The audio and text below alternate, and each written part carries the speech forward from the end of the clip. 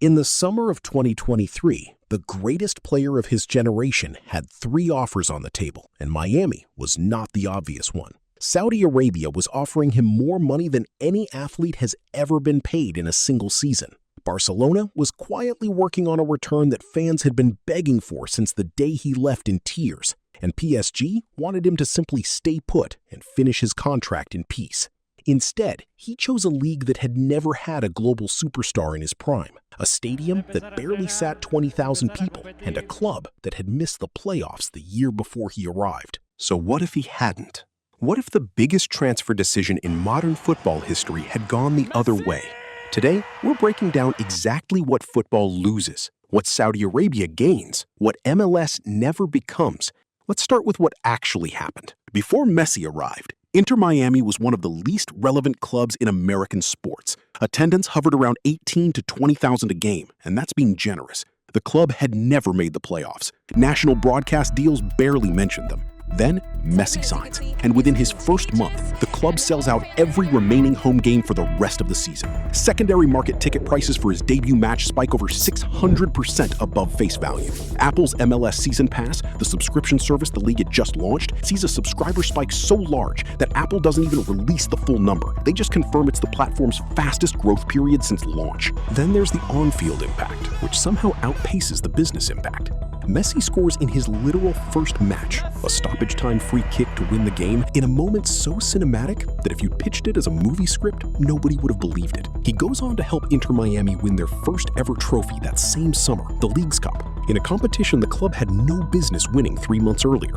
Jersey sales reportedly break MLS records within days. Adidas has to restock multiple times. Broadcast viewership for MLS matches featuring Inter Miami jumps by numbers the league had never posted for a regular season game, ever. This is the timeline you know. This is the timeline that happened. Now let's talk about the other two. Saudi Arabia's offer wasn't small talk. Reports at the time had Al-Hilal putting together a deal worth over $400 million a year, a number so large it dwarfs every other athlete contract in history combined. This wasn't a retirement tour offer. This was Saudi Arabia's entire sports strategy resting on landing the single biggest name left available after Ronaldo had already signed with Al-Nassr. If Messi says yes, the Saudi Pro League doesn't just get a superstar. It gets legitimacy. And every football conversation about the sport's biggest stage shifts continents overnight. Think about what that actually does to the sport's center of gravity. The Champions League is still the biggest club competition on paper, but the 2 most searched, most discussed, most commercially dominant players alive are both playing in a league most fans couldn't name 5 other teams in. Every highlight reel, every debate, every who's the best right now argument happens with footage from Saudi Arabia instead of Europe or America. The financial gravity of football starts bending toward the Gulf. Saudi football in 2023 was not competitive at the level Messi had spent his entire career playing at. The matches wouldn't test him the way La Liga or League One did.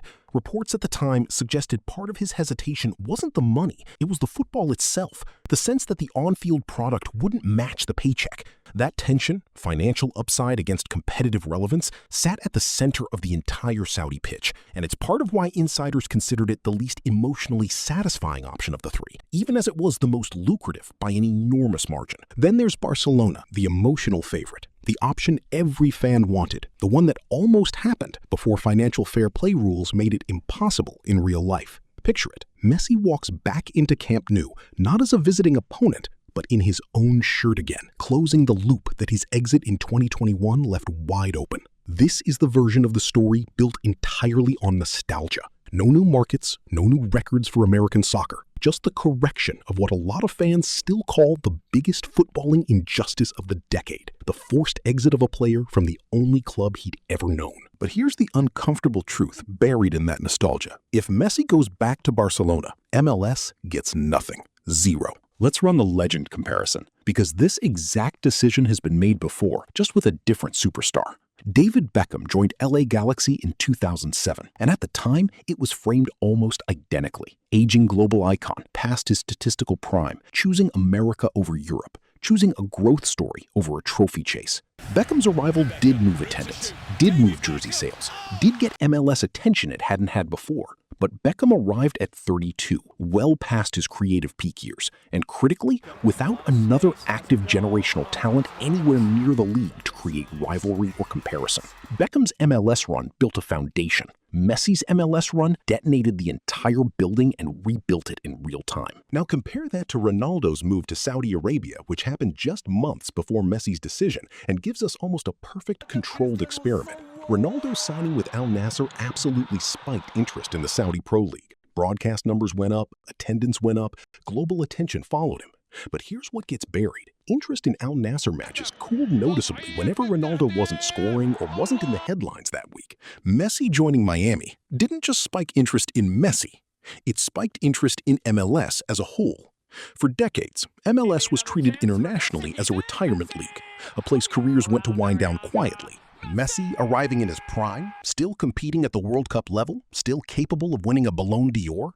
Changed that conversation almost overnight.